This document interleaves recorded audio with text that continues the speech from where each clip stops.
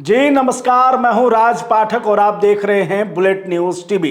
देखिए, लगातार हम आपको काराकाट लोकसभा में हुए हर एक गतिविधि और हर एक चुनावी परिणाम का एक एक आंकलन आपको बताते रहे कि किस तरीके से महागठबंधन और एनडीए के बीच पवन सिंह आते हैं निर्दलीय के तौर पर। उसके बाद बाजी जो है वो महागठबंधन के सीपीआई एमएल के कैंडिडेट राजा राम सिंह उठाते हैं और यहां से निर्वाचित हो जाते हैं। लेकिन आज जो खबर हम आपके बीच लेकर के आए हैं वो और भी बड़ा दिलचस्प है।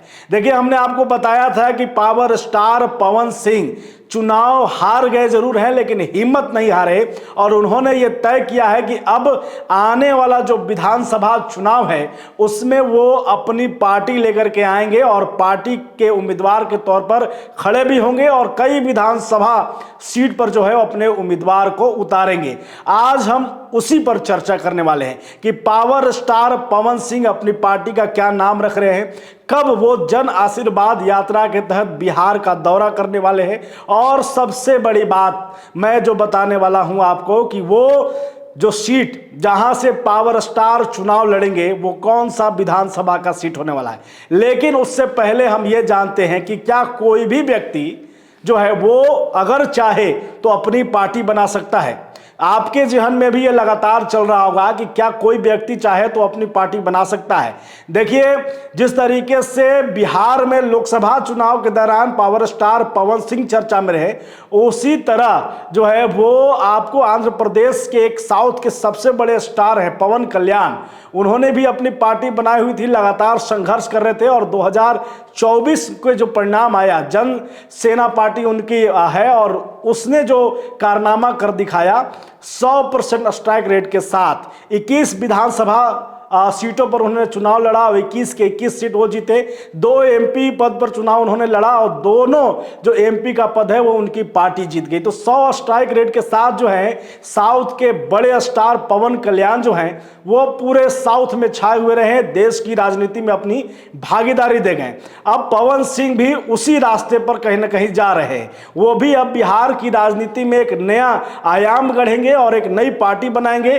कलाकार के तौर पर यह पहली बार हुआ कि कोई ऐसा कलाकार है जो अपनी बिहार में खास करके पार्टी बना करके चुनावी मैदान में उतरेगा।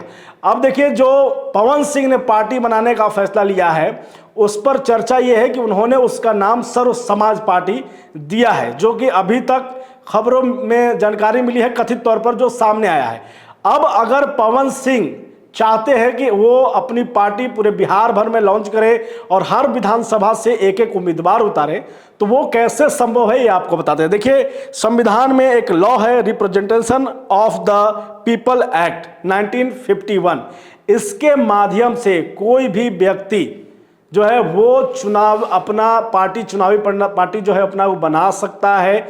उसके माध्यम से सेक्शन 29A में ये लिखा गया है कि बशर्ते वो भारत का नागरिक होना चाहिए। तो पवन सिंह जो है इस प्रोसेस को समझ चुके हैं और वो जो है अब इसी के माध्यम से वो जाने वाले हैं और जाकर के चुनाव आयोग में जो है इसको लेकर के फॉर्म आता है, वो अगर चाहें तो उस फॉर्म को ऑनलाइन भर सकते हैं, ऑनलाइन निकाल सकते हैं, या फिर ऑफलाइन लेकर के चुनाव आयोग को फैक्स कर सकते हैं, या फिर जो आधिकारिक तौर पे उनका ऑफिस है वहां जाकर के वो जमा कर सकते हैं। देखिए, कुछ नियम है पार्टी में। सबसे पहले कि इन्हें जो पार्टी ये बना रहे हैं, जो नाम सामने आया पवन सिंह को, वो नाम जो है सबसे पहले आवेदन के बाद 2 अखबार जो कि राष्ट्रीय अखबार होंगे, 2 राष्ट्रीय चैनल, उनमें उस नाम को जो है वो चलाना होगा, यानी कि वो प्रसारित करना होगा, ताकि 24 से 48 घंटे का समय चुनाव आयोग लेता है कि अगर कोई ऐसा व्यक्ति या कोई ऐसी संस्था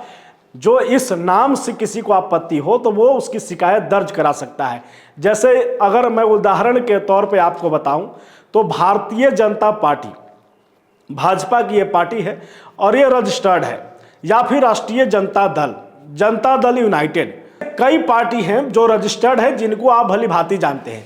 अगर इस तरीके का कोई नाम चुनाव आयोग को नई पार्टी के तौर पर भेजा जाएगा तो वहां पर इन पार्टियों के जो प्रतिनिधि हैं वो वहां पर जो है आपत्ति जताएंगे, उसके बाद चुनाव आयोग इस नाम को खारिज कर देगा।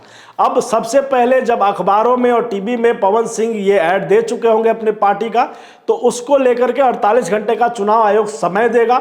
अगर कोई आपत्ति नहीं आती है तो फिर चुनाव आयोग उस नाम को एक्सेप्ट कर लेगा। अब उसके बाद का प्रोसेस क्या है, उसके बाद आपको पार्टी का जो फॉर्म आता है उसमें आपको देना होगा कि आपकी पार्टी का अध्यक्ष कौन है, सचिव कौन है, और उस पार्टी के कम से कम 100 एक्टिव मेंबर होने चाहिए, उनके भी हस्ताक्षर जो हैं उसमें चाहिए होंगे। क्योंकि देखिए कोई भी आकर के नहीं बना सकता है कि कोई भी आया और कह दिया कि हम अध्यक्ष सचिव हो गए, नहीं, 100 एक्टिव मेंबर कम से कम उस पार्टी के होने चाहिए जो ये कह सके कि हाँ हम इस पार्टी में अपना समर्थन देते हैं। उसके बाद वो प्रोसेस में चला जाएगा और उसके बाद फायदा क्या होगा, देखिए अगर रजिस्टर्ड आप नहीं कराते हैं तो जब भी चुनाव कोई पार्टी लड़ती है, चाहे आप खुद क्यों न नाम ले, एक एग्जाम्पल के तौर पर बिहार में एक पार्टी थी जिसमें अब मुख्यमंत्री की उम्मीदवार बनकर के सामने आई थी, वो आप सब लोग जानते हैं, peoples party, the plurals party. तो वो उनका रजिस्ट्रेशन नहीं हुआ था। जब उनके कैंडिडेट उतरे तो नाम जरूर रहा लेकिन ना उनका कोई नाम आ पाया, क्योंकि निर्दलीय के तौर पर चुनाव ऐसे जो लोग हैं उनको ट्रीट करता है जैसे बाकी लोगों को करता है। लेकिन अगर आप रजिस्टर्ड करवा लेते हैं तो फिर आपको एक सिंबल दे दिया जाता है और जब भी आप चुनाव लड़ते हैं उसी सिंबल के तहत जो है वो फिर आपकी पार्टी जानी जाती है। तो ये पूरा प्रोसेस है और पवन सिंह जो है अब इस प्रोसेस में आगे बढ़ चुके हैं। मिली जानकारी के अनुसार जो है वो 28 जून से, इसी जून से जो है वो अब जन आशीर्वाद यात्रा पर निकलने वाले हैं और जन आशीर्वाद यात्रा के तहत वो काराकाट से ही शुरू करने वाले हैं। काराकाट से शुरू होकर के ये कारवां जो है वो पूरे बिहार में जाएगा। बिहार के सभी विधानसभा सीटों पर जो है वो पवन सिंह उस पर टच करेंगे, वहां के कार्यकर्ताओं से संवाद करेंगे, अपनी पार्टी को और मजबूत करने की कोशिश करेंगे। देखिए, लेकिन अब हमने जो शुरुआत में आपको बताया था कि पवन सिंह विधानसभा चुनाव लड़ने की जो तैयारी है उनकी, वो कहां से है। देखिए, पवन सिंह के बाद अब कई ऑप्शन है। लोकसभा चुनाव जब पवन सिंह लड़ रहे थे तो उन्हें ये यकीन नहीं था कि वो कितने वोटों से और कहां से जो है आगे लीड करेंगे या उन्हें समर्थन मिलेगा भी या कितना मिलेगा।